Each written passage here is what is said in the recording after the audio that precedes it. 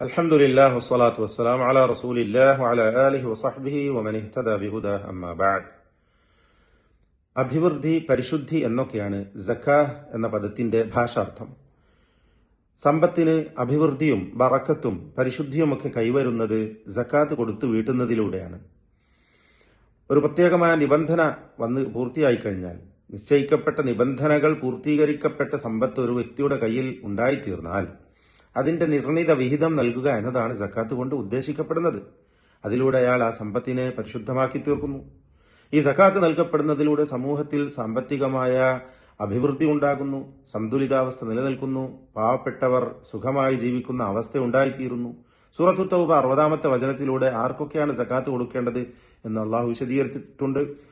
ദരിദ്രരും പാവപ്പെട്ടവരും തുടങ്ങി ആ 8 വിഭാഗങ്ങൾക്ക് സക്കാത്ത് കൊടുക്കുവാൻ ശ്രദ്ധിക്കുക. അള്ളാഹു അനുഗ്രഹിക്കട്ടെ.